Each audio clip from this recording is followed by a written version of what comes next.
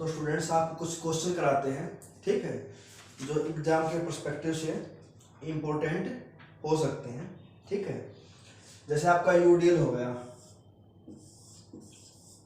UDL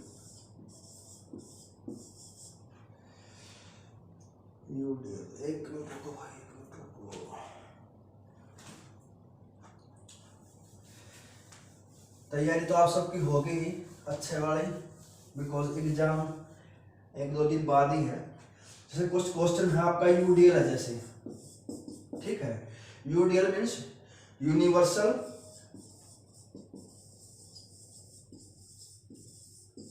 design for learning means UDL. जैसे universal design है किसके लिए? लर्निंग के लिए। जो शेड्यूल वैसे बच्चे हैं, चिल्ड्रन स्पेशल नीड वाले बच्चे हैं या जनरल वाले, जैसे आप लिफ्ट यूज करते हो, ठीक है, लिफ्ट में वहां पर आपने देखा होगा, वहां पर ब्रेल लिपि, जो ब्रेल स्क्रिप्ट होती है वो भी यूज होती है, ठीक है। और जो ब्रेल स्क्रिप्ट है वो स्टार्ट किसने की थी? लुइस ब्रेल ने। लुइस ब्रेल ने उसको स्टार्ट किया था। और जो ब्रेल दिवस है, जो ब्रेल डे है, वो कब मनाया जाता है आपका? वो आपका 4 जनवरी को मनाया जाता है। जो लुइस ब्रेल थे उनका जो बर्थ हुआ था वो 1809 में हुआ था, 4 जनवरी 1809 में। और इसके मात्र 20 वर्ष बाद 1829 में उन्होंने एक पुस्तक लिखी, ठीक है। और इसके 3 वर्ष पश्चात ही उन्होंने 1832 में जो ये आपकी जो ब्रेल लिपि है, इसको इन्वेंट किया या इसको मतलब बनाया यूज करने के लिए। और स्टार्टिंग में इसमें 63 डॉट होते हैं इसमें, ठीक है। पहले इसमें जो ये आप लिफ्ट में अभी जो 6 वर्ड हैं, अभी जो 6 डॉट यूज करते हैं लिफ्ट में, अभी के लिए ये कितने हैं? 6। लेकिन स्टार्टिंग में कितने थे? ये 12 थे। और जो लुइस ब्रेल थे ये फ्रांस से बिलोंग करते थे। और जो फ्रांस है उसकी कैपिटल क्या है? पेरिस, ठीक है।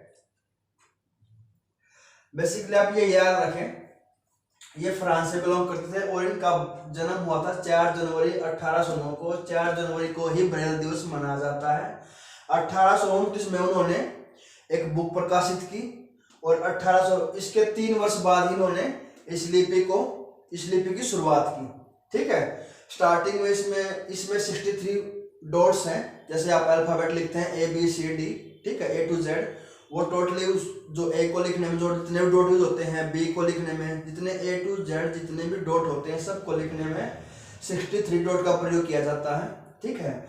और जो 12 डॉट वैसे होते हैं जो आप लिफ्ट में देखते हो 6 डॉट होते हैं, ठीक है। पहले स्टार्टिंग में कितने थे? 12 थे, लेकिन जरूरत के अनुसार उनको 6 कर दिया गया।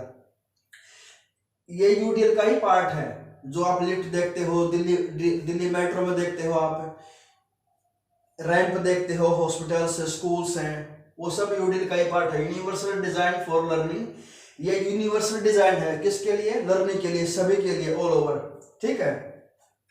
तो कुछ क्वेश्चन और भी हैं, और भी देखते हैं।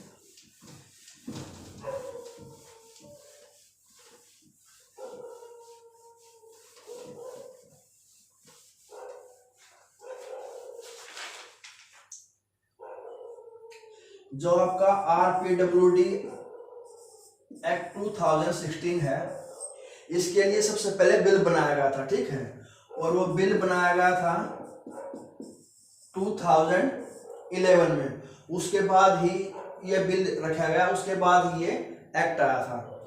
और जो RPWD एक्ट है, ये part number 2 section 1 act 49 of 2016 में इसको मेंशन किया गया है, ठीक है। और ये क्या है? ये राइट्स हैं पर्सन विद डिसेबिलिटी वाले जो पर्सन है उनके लिए, ठीक है।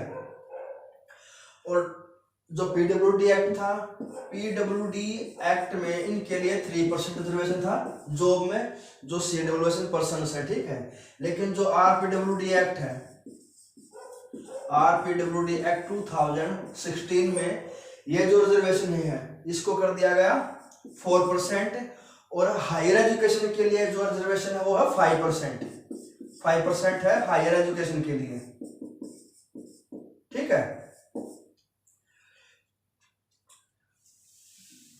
नेक्स्ट करते हैं आपका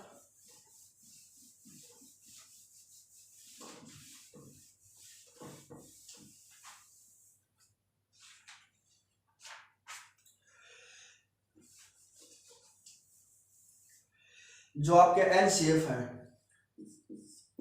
NCF national curriculum framework, national curriculum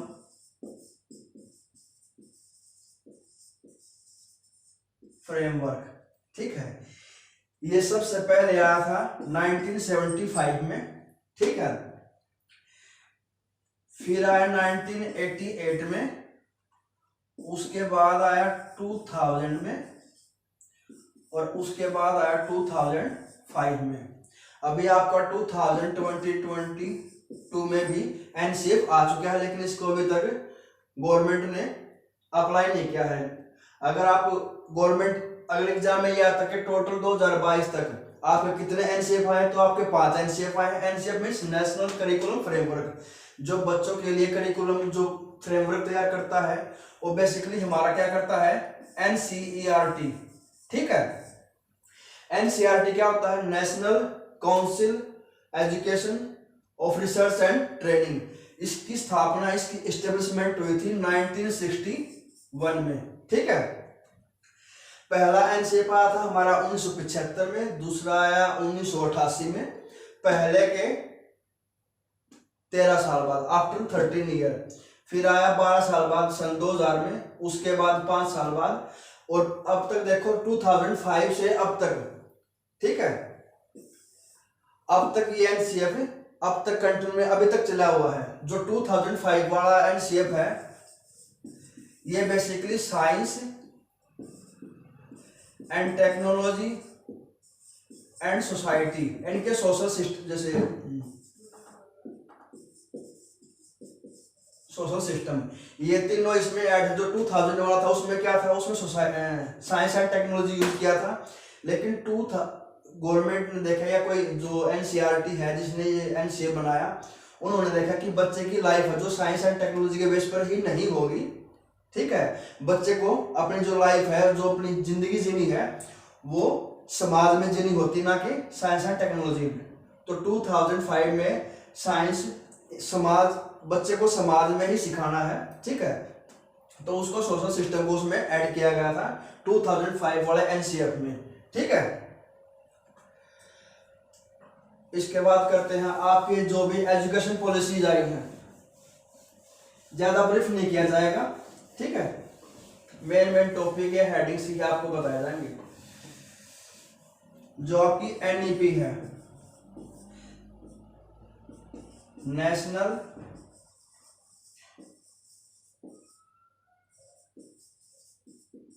education plan, ठीक है। जो आपके पहले एनईपी आई थी, ये आई थी आपकी 1968 में, सेकंड आई थी आपकी 1986 में। 68 का अगर उल्टा करोगे तो आपका 86 आ जाएगा, ठीक है। ये जस्ट आपको बस याद करने के, रिमाइंड करने के लिए है। फर्स्ट याद रखना 1968, अगर 68 का आप उल्टा करोगे, ठीक है, तो आपका 86 हो जाएगा। और आपकी जो थर्ड एनईपी आई है, वो आई है अब 2020 में, 2020 में। जो आपके पहले वाली एनईपी थी, इस टाइम पर जो प्रधानमंत्री थी वो थी इंदिरा गांधी,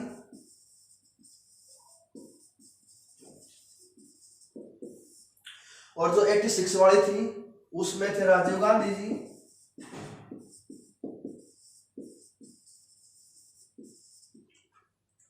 और जो 2020 वाली है इसमें कौन है, नरेंद्र मोदी, ठीक है। जो पहले वाली आपकी 1968 में जो एनईपी आई थी, उन्होंने अपना काम किया, लेकिन अगर आप देखोगे कि बेसिकली ये जो जितनी भी एनईपी हैं उनको रिमूव नहीं किया गया, उनमें ही कुछ न कुछ ऐड ऑन किया गया है, तो ही नई जो पॉलिसीज हैं इनकी जरूरत हुई। ठीक है, डिमांड हुई कि हाँ हमें कुछ और ऐड ऑन करना होगा उसमें, इसलिए ही ऐसे एनईपी आती गई। पिछले वाले को रिमूव नहीं किया गया, उसमें ऐड किया गया, ऐड ऑन। इसमें कुछ ऐड कर दिया गया, 1996 वाली बना देगी, इसमें कुछ ऐड कर दिया गया, 2020 में नई एनईपी आ गई। और जो ये एनईपी है, इसके जो अध्यक्ष थे जिन्होंने इसकी कमेटी बनाई थी वो थे के कस्तूरी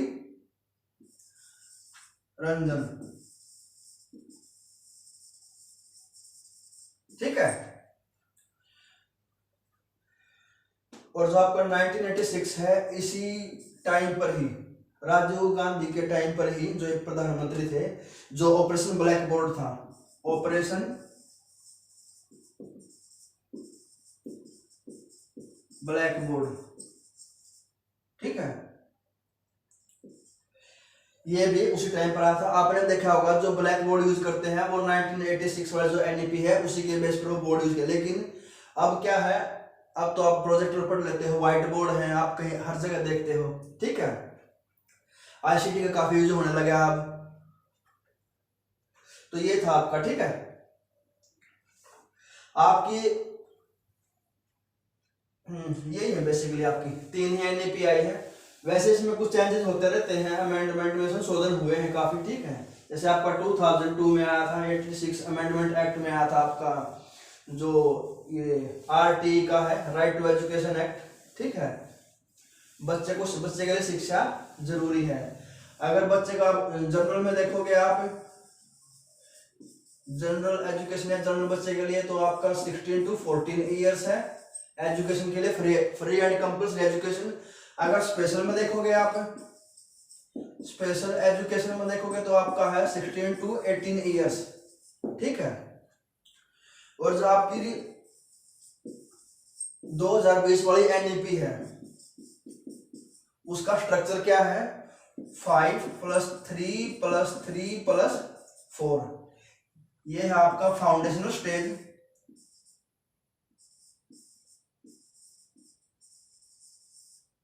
फाउंडेशनल, ये है आपका प्रिपरेटरी, ये है आपका मिडल, और ये है आपका सेकेंडरी। डन।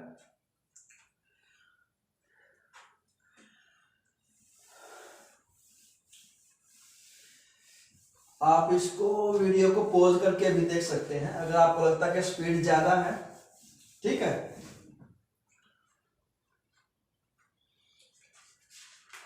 कुछ क्वेश्चन हम करते हैं। एक आपका आइडिया लॉ है, ठीक है, आइडिया लॉ क्या बेसिकली आपका, इंडिविजुअल्स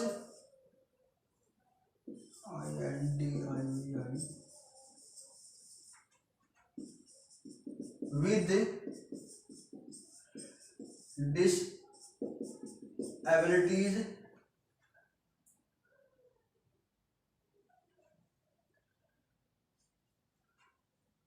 सॉरी ये आइडिया है, डिसएबिलिटीज एजुकेशन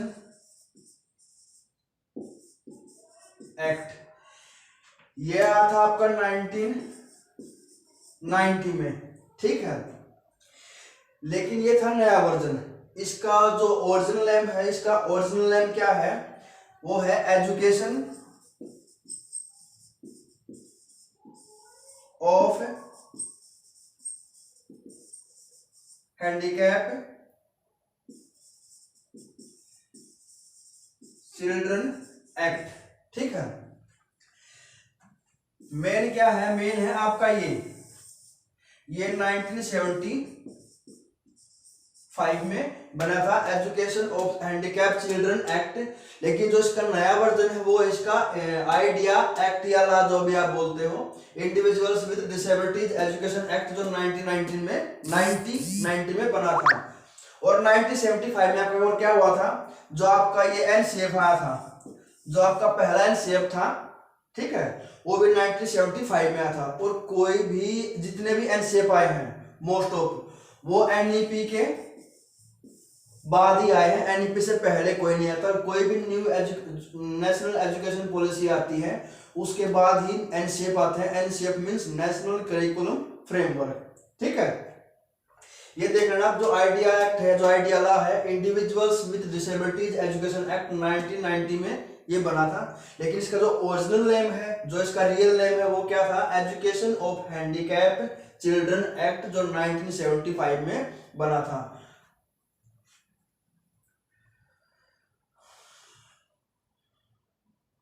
ठीक है।